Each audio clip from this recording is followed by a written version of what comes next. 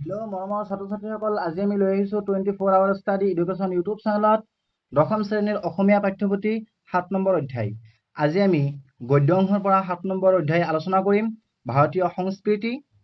ছাত্ৰ ছাত্ৰীসকল, তোমালোকে যিসকলে এইটো চেনেলত প্ৰথমবাৰৰ বাবে আহিছা, তোমালোকে চেনেলটো ছাবস্ক্ৰাইব কৰি দিবা, ভিডিঅ'টো লাইক কৰি দিবা, আৰু তোমালোকৰ কোনটো কুৱেশ্যন এনচাৰ লাগে তোমালোকে কমেণ্ট বক্সত জনাই দিবা। মই পিছৰ ভিডিঅ'ত সেইটো সলভ কৰি দিম।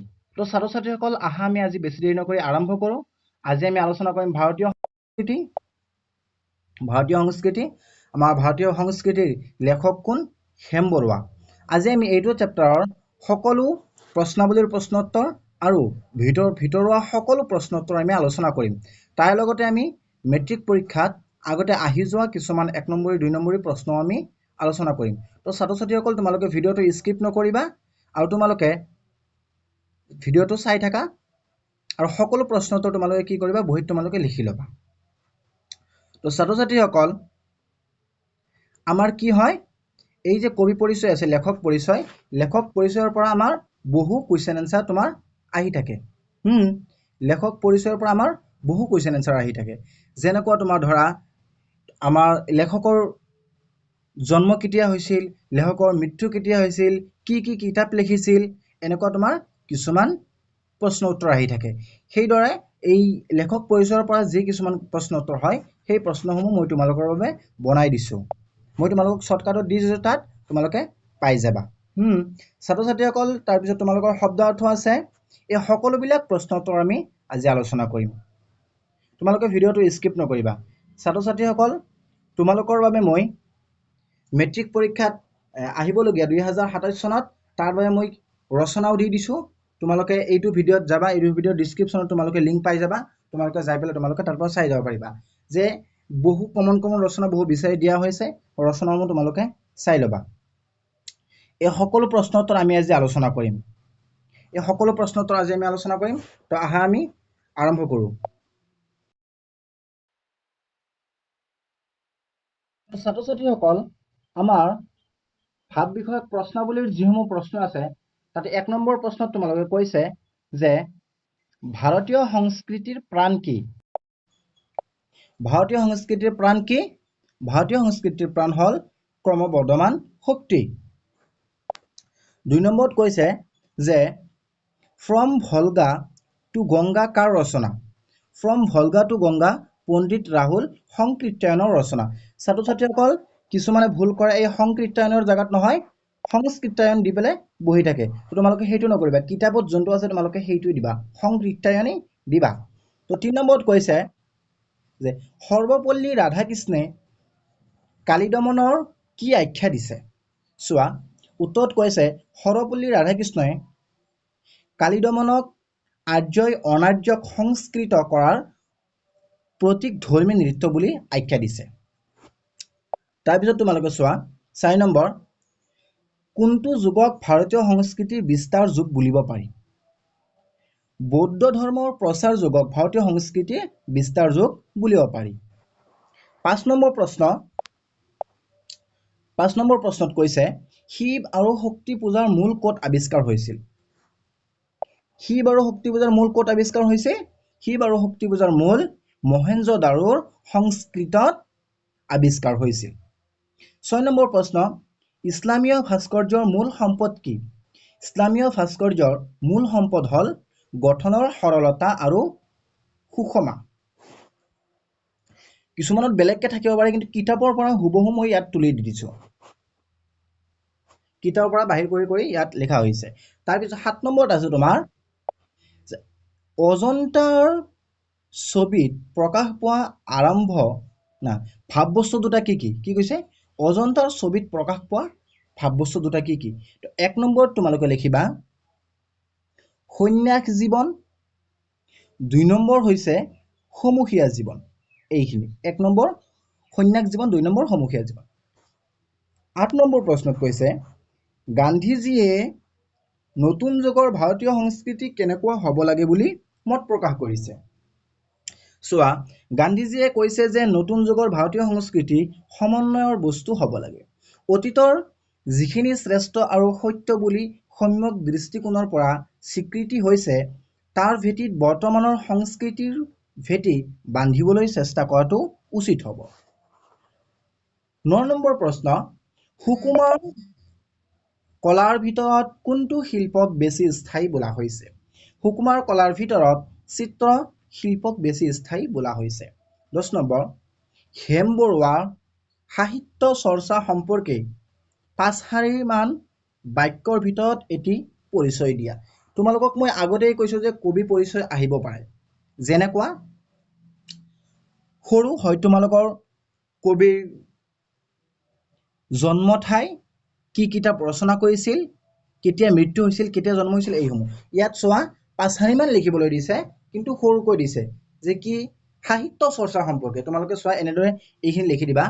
হেম বৰুৱা 1915 পৰা 1977 চন অসমৰ এজন প্ৰখ্যাত সাহিত্যিক, শিক্ষাবিদ আৰু ৰাজনীতিবিদ আছিল। এইখিনি লিখিলা। তাৰপিছত তোমালোকে লিখিবা, তেওঁ মমতাৰ চিঠি, আধুনিক সাহিত্য, বালিচন্দা আদি বহুতো মূল্যৱান গ্ৰন্থ ৰচনা কৰিছিল। তেওঁৰ ৰচনাত অসমীয়া সমাজ, জীৱন, সংস্কৃতি আৰু ইতিহাসৰ গভীৰ প্ৰতিফলন দেখা যায়। তেওঁ 1972 চনত ধুবুৰীত অনুষ্ঠিত অসম সাহিত্য সভাৰ অধিৱেশনৰ সভাপতিও আছিল।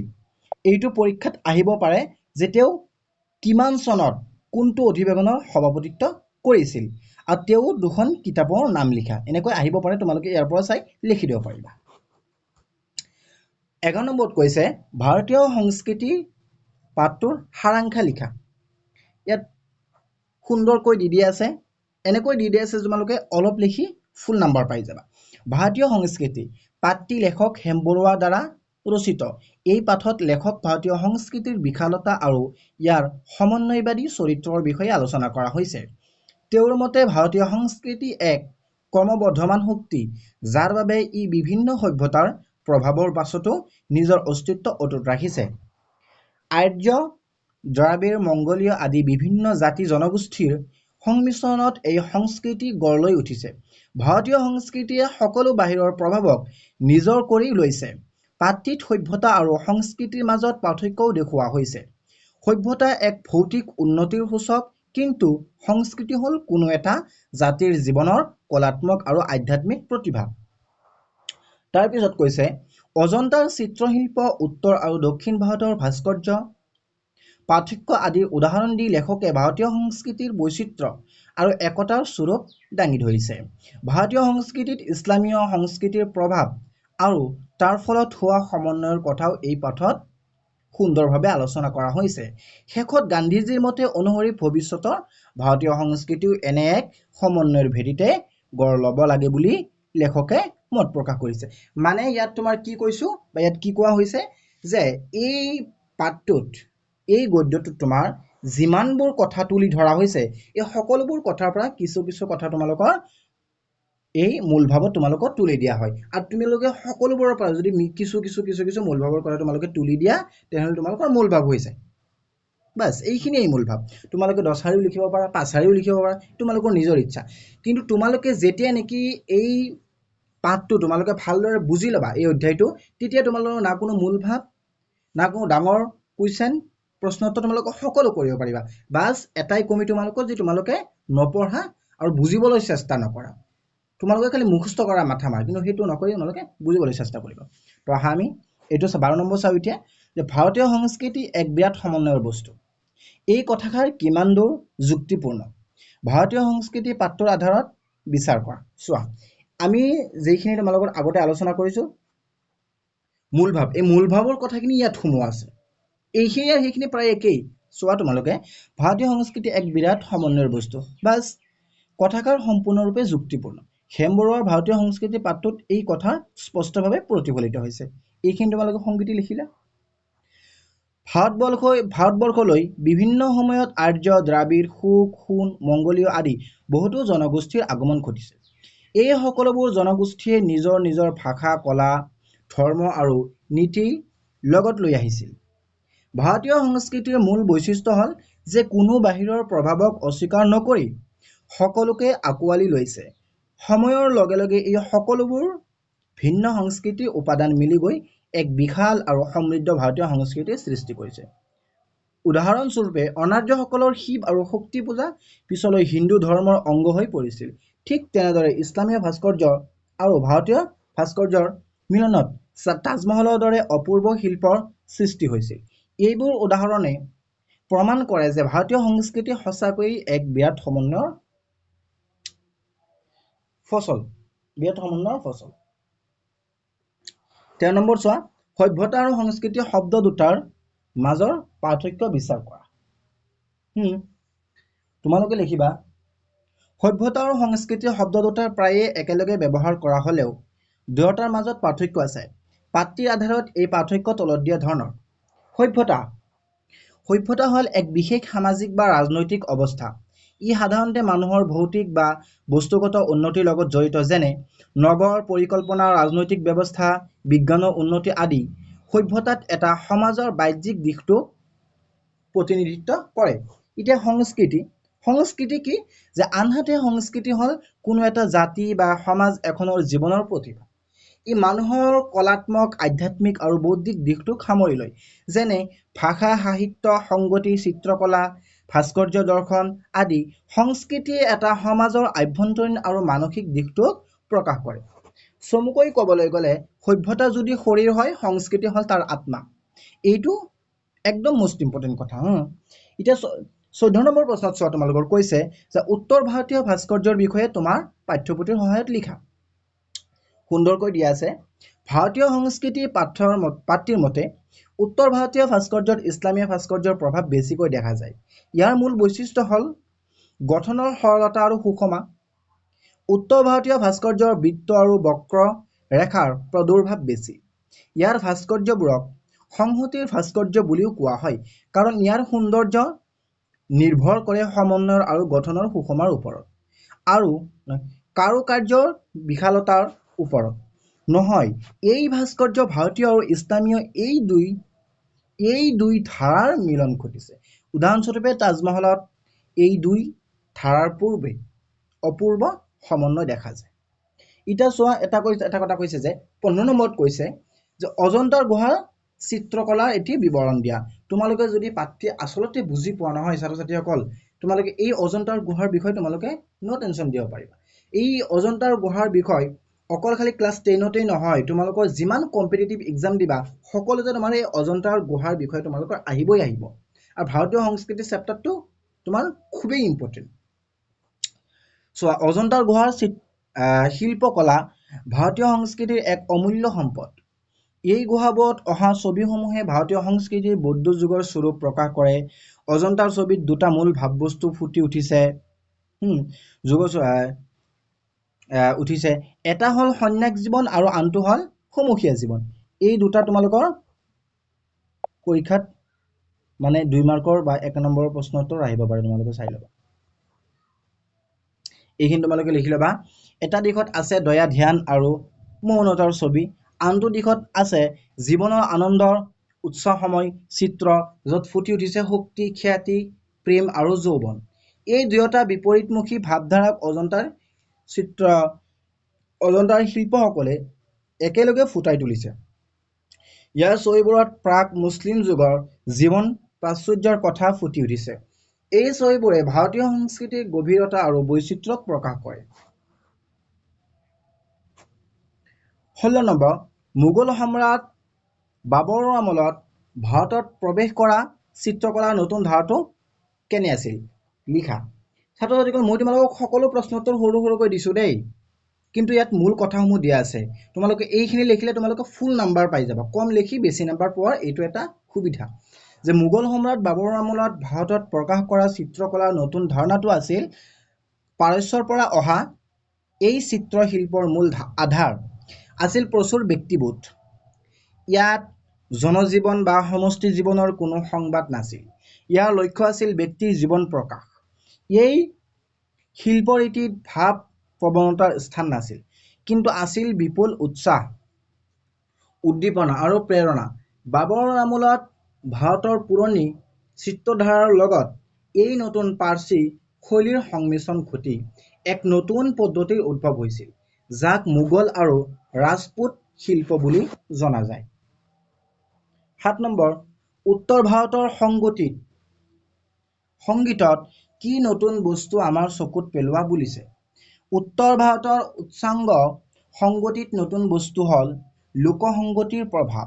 এই সংগীত গাম্ভীৰ্যৰ লগতে ঠায়ে ঠায়ে এক উৰণীয়া ভাৱৰ সংযোগ দেখা যায়। ইয়াকে সুৰ বস্তুৰ ওপৰত লোকসংগীতৰ প্ৰভাৱ বুলি কোৱা হৈছে। 18 নম্বৰ ভাৰতীয় সংস্কৃতি ইছলামৰ অৰিহণাৰ এটি টোকা যুগত কৰা। ভাৰতীয় সংস্কৃতিলৈ ইছলামৰ অৰিহণা অতি গুৰুত্বপূৰ্ণ। ইছলামৰ আগমনে ভাৰতীয় সমাজৰ আধ্যাত্মিকতাত এক নতুন দিশৰ সূচনা কৰিছিল। ইছলামৰ একেশ্বৰবাদ আৰু গণতান্ত্ৰিক ভাৱধাৰাই ভাৰতীয় সমাজৰ বৰ্ণ বৈষম্যৰ বিপৰীতে এক নতুন আশাৰ সঞ্চাৰ আছিল। সাহিত্য শিল্প আৰু ভাস্কৰ্যৰ ক্ষেত্ৰতো ইছলামৰ প্ৰভাৱ পৰিসীমা। ইছলামীয় ভাস্কৰ্য সৰলতা আৰু সুষমাৰ লগত ভাৰতীয় বাৰু কাৰ্য মিলনত তাজমহলৰ দৰে অপূৰ্ব স্থাপত্য সৃষ্টি কৰিছিল। চুফিবাদ আৰু উপনিষদৰ দৰ্শন মাজত এক গভীৰ মিল দেখা যায়, যিয়ে দুয়োটা ধৰ্মৰ মাজত সমন্বয় স্থাপন সহায় কৰিছিল। এইদৰে ভাৰতীয় সংস্কৃতিৰ বিভিন্ন দিশত ইছলামৰ প্ৰভাৱ সুদূৰপ্ৰসাৰী। 19 নম্বৰত আছে প্ৰাক মুছলিম যুগ আৰু মুছলিম যুগৰ ভাৰতীয় ভাস্কৰ্য আৰু শিল্পকলাৰ বিষয়ে এটি টোকা যুগত কৰা। এইখিনি তোমালোকে মূলভাৱখিনি লিখিলেই হৈ যাব, তথাপিও মই পঢ়ি দি আছোঁ যে প্ৰাক মুছলিম যুগ এই যুগৰ ভাৰতীয় ভাস্কৰ্য আৰু শিল্পকলা ঘাইকৈ ধৰ্মকেন্দ্ৰিক আছিল। অজন্তাৰ গুহা চিত্ৰ এই যুগৰ শ্ৰেষ্ঠ উদাহৰণ। এই শিল্পত জীৱনৰ দুটা বিপৰীত দিশ সন্ন্যাস আৰু সমূহীয়া দিশ বা সমূহীয়া জীৱন দুটাকৈ একেলগে প্ৰকাশ কৰা হৈছে।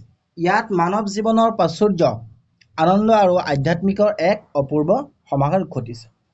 মুছলিম যুগ তোমালোকে চোৱা, এই যুগত ভাৰতীয় শিল্পকলাত ইছলামীয় প্ৰভাৱ পৰে।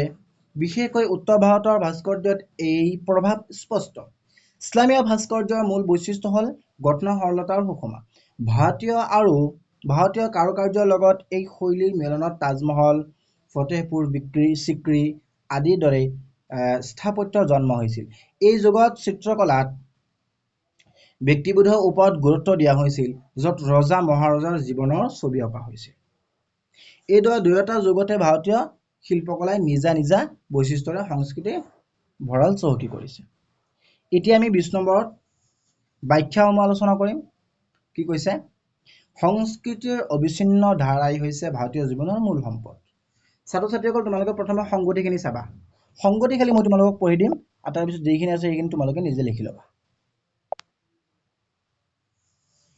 যে উক্ত কথাফাকি আমাৰ পাঠ্যপুথি অসমীয়া সাহিত্য চয়নিকাৰ অন্তৰ্গত হেমবৰুৱাৰ ভাৰতীয় সংস্কৃতি নামৰ পাঠটিৰ পৰা তুলি অনা হৈছে।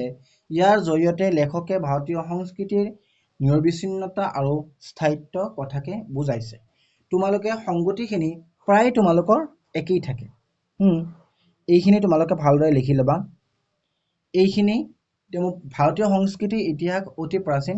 ইয়াৰ পৰা এইলৈকে তোমালোকে লিখি ল'বা। স্ক্ৰীনশ্বট কৰি তোমালোকে লিখি ল'বা। তাৰপিছত আছে ভাৰতৰ বুৰঞ্জী হৈছে ৰাজ্যৰ উত্থান পতন ভঙা গঢ়াৰ সবিশেষ বুৰঞ্জী। একেই তোমালোকৰ সংগতিখিনি ইয়ালৈকে একেই। তাৰপিছত আছে তোমাৰ এইখিনি। ভাৰতৰ ইতিহাস অধ্যয়ন কৰিলে দেখা যায় যে ই ভিন্ন ৰাজবংশৰ উত্থান পতন, সাম্ৰাজ্যৰ গঠন আৰু ভাঙন আদি বিভিন্ন সাম্ৰাজ্য গঢ় লৈ উঠিছিল। তোমালোকে এইখিনিক লৈকে তোমালোকে লিখি দিবা। এতিয়া গ নম্বৰ আছে শেষৰটো ব্যাখ্যা আমাৰ যে সকলো আৰ্টৰ মূলতে দুটা বিপৰীত পন্থাই কাম কৰা দেখা যায়। ছাত্ৰ ছাত্ৰীসকল এইটো বহুত ইম্পৰ্টেণ্ট এইটো তোমালোকৰ পৰীক্ষাত অহাৰ চান্স বেছি আছে।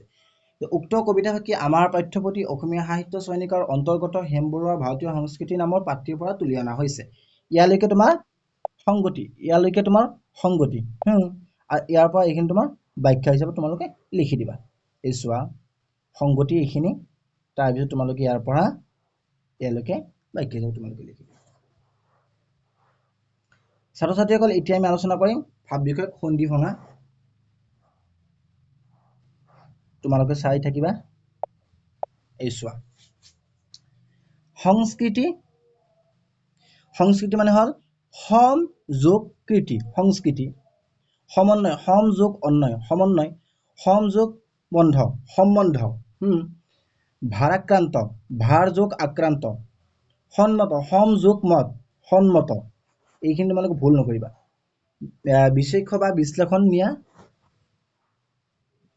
এইখিনি তোমালোকে চাবা কি হৈছে বৈচিত্ৰ্য বা বৈচিত্ৰ্য বা বৈচিত্ৰ্য বিশেষ্য বিচিত্ৰ বিশেষণ ইয়ালৈকে তোমালোকে এইখিনি লিখি দিবা ভৌগোলিক বিশেষণ ভূগোল বিশেষ্য বিস্তৃতি বিশেষ্য বিস্তৃতি বিশ্লেষণ বিশেষণ নৈৰাশ্য বিপ্লৱ বিপ্লৱ মানে হল তোমাৰ বিশেষণ লিখিবা মানে কোনটো কোনটোত পৰে ওপৰটো বিশেষণ তাৰপিছত বিশেষ্য তাৰপিছত বিশেষণ বিশেষণ বিশেষণ প্ৰায় বিশেষণেই বেছি পৰে তোমালোকে চাই লিখি ল'বা এইখিনি তোমালোকে চোৱা মানে মেট্ৰিক পৰীক্ষাত আহি যোৱা মানে আগতে আহি গৈছে সেইসমূহ কিছুমান প্ৰশ্ন তোমালোকৰ বাবে মই আনি দিছো কাৰণ এইসমূহ মোষ্ট ইম্পৰ্টেণ্ট হয় 18 চনত আহিছিল সভ্যতা আৰু সংস্কৃতিৰ মাজৰ পাৰ্থক্য কি 2018 চনত আহিছিল এইটো সভ্যতা হল সমাজৰ বাহ্যিক শৃংখলাবদ্ধ অৱস্থা আনহাতে সংস্কৃতি হল জাতিৰ আভ্যন্তৰীণ জীৱন প্ৰতিভা যি কলা সাহিত্য দৰ্শনত প্ৰকাশ পায় হেমবৰুৱাৰ এখন গ্ৰন্থৰ নাম লিখা মই কৈছিলো আহিব তোমালোকৰ এইখিনি সো 2019 চনত আহিছিল গতিকে এবাৰ তোমাৰ ইম্পৰ্টেন্ট আছে গতিকে এইটো বালিচন্দা এবাৰ বেলেগ গ্ৰন্থৰ নাম তোমালোকে লিখিব পাৰা বা লিখিও দিব পাৰা যে বালিচন্দাৰ লেখক কোন হেমবৰুৱা তোমালোকে লিখি দিবা ভাৰতীয় সংস্কৃতিৰ প্ৰাণ কি ভাৰতীয় সংস্কৃতিৰ প্ৰাণ হল ক্ৰমবৰ্ধমান শক্তি তাজমহলক কিহৰ নিদৰ্শন বুলি কোৱা হৈছে 2022 চনত আহিছিল তাজমহলক হিন্দু আৰু ইছলামীয় ভাস্কৰ্যৰ সমন্বয়ৰ এক অপূৰ্ব নিদৰ্শন বুলি কোৱা হৈছে দীঘল প্ৰশ্নোত্তৰসমূহ তোমালোকে চাই লবা ভাৰতীয় সংস্কৃতি এক বিৰাট সমন্বয়ৰ বস্তু পাঠৰ আধাৰত কথাকাৰ যুক্তা বিচাৰ কৰা 2019 চনত 22 চনত আহিছে তোমাৰ এইটো তোমালোকে 12 নম্বৰ প্ৰশ্নটো চাই লবা 12 নম্বৰ প্ৰশ্নটো যদি তোমালোকে চাই লোৱা মই আগতে পঢ়ি দিছো এইখিনি চালে তোমালোকৰ হৈ যাব তাৰপিছত অজন্তাৰ গুহাৰ শিল্পকলাৰ বিষয়ে এটি বিৱৰণ দিয়া 2020 চনত আহিছিল এইটো তোমালোকে 15 নম্বৰ প্ৰশ্নটো চাই লবা মই তোমালোকক আগতে পঢ়ি দিছো লেখকৰ মতে ভাৰতৰ বুৰঞ্জী কিহৰ বুৰঞ্জী লেখকৰ মতে ভাৰতৰ বুৰঞ্জী অভিযানৰ বুৰঞ্জী হোৱাৰ লগতে সমন্বয়ৰ বুৰঞ্জী মহেঞ্জোদাৰোৰ সংস্কৃতিত পোৱা এটা মূল সংস্কৃতি উপাদান মহেঞ্জোদাৰোৰ সংস্কৃতিত পোৱা এটা মূল সংস্কৃতিৰ উপাদান হল ধানেষ্ঠ শিৱৰ কল্পনা কোনজন পণ্ডিতে ফ্ৰম ভলগা টু গংগা গ্ৰন্থত ভাৰতলৈ হোৱা মানৱ প্ৰজননৰ কথা বৰ্ণনা কৰিছে পণ্ডিত ৰাহুল সংকৃত্তায়ন দাক্ষিণাত্যৰ ভাস্কৰ্যৰ এটা প্ৰধান বৈশিষ্ট্য কি দাক্ষিণাত্যৰ ভাস্কৰ্যৰ এটা প্ৰধান বৈশিষ্ট্য হল ইয়াৰ বিশালতা আৰু কাৰুকাৰ্যৰ জাকজমকতা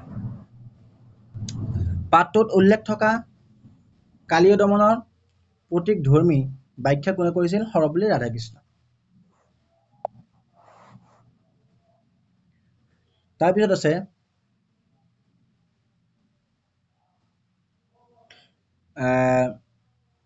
কোনটো বিদেশী ধৰ্মৰ প্ৰভাৱত উত্তৰ ভাৰতীয় ভাস্কৰ্যত সৰলতা আহিছিল ইছলামীয় ধৰ্মৰ প্ৰভাৱত লেখকৰ মতে সংগতিৰ স্থায়িত্ব চিত্ৰকলাতকৈ কম কিয়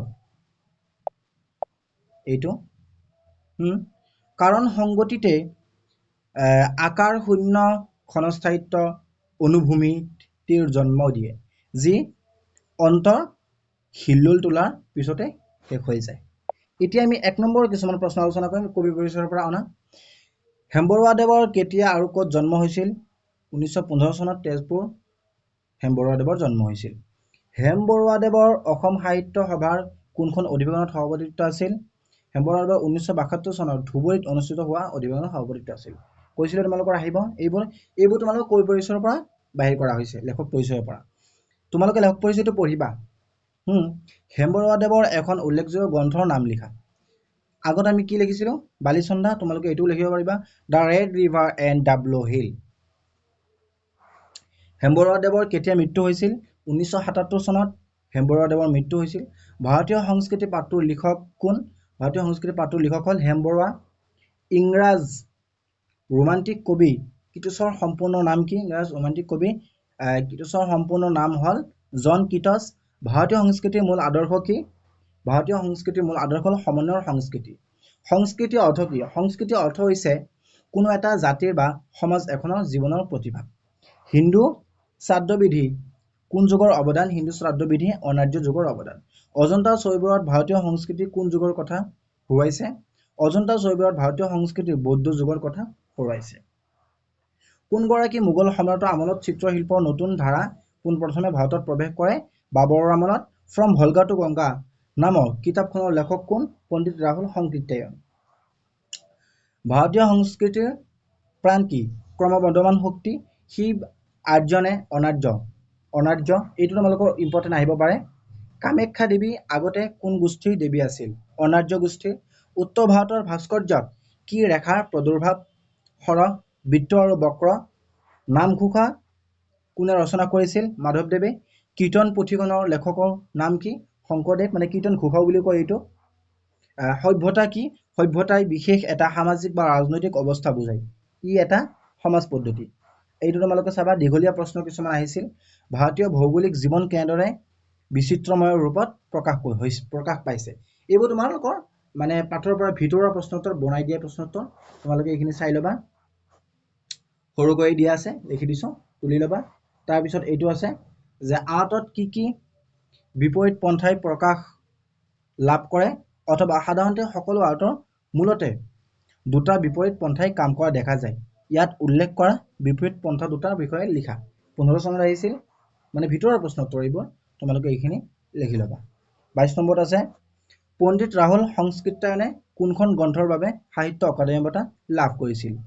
এইটো মোষ্ট ইম্পৰ্টেণ্ট, এইটো বহুবাৰ আহিছে পৰীক্ষাত আৰু আহিব পাৰে। এইটো হ'ল মধ্য এছিয়াকা ইতিহাস নামৰ গ্ৰন্থৰ পৰা। তো ছাত্ৰ ছাত্ৰীসকল আজিৰ বাবে এইখিনিয়ে আছিল। ছাত্ৰ ছাত্ৰীসকল তোমালোকে যিসকলে ভিডিঅ'টো ছাবস্ক্ৰাইব কৰা নাই, ভিডিঅ'টো ছাবস্ক্ৰাইব কৰি দিবা, ভিডিঅ'টো লাইক কৰি দিবা, আৰু তোমালোকৰ কোনটো অসুবিধা হৈছে বা কিবা প্ৰব্লেম হৈছে কোনোবা পাঠৰ বাবে তোমালোকে কমেণ্ট বক্সত জনাই দিবা, মই পিছৰ ভিডিঅ'ত ছল্ভ কৰি দিম। আৰু এইটো ভিডিঅ' ডিছক্ৰিপশ্যনত তোমালোকৰ ৰচনাসমূহৰ লিংক দিয়া আছে, তোমালোকে যাই ৰচনাসমূহ চাই ল'ব পাৰিবা। তোমালোকে শেষলৈকে ভিডিঅ'টো চাই থকাৰ বাবে ধন্যবাদ।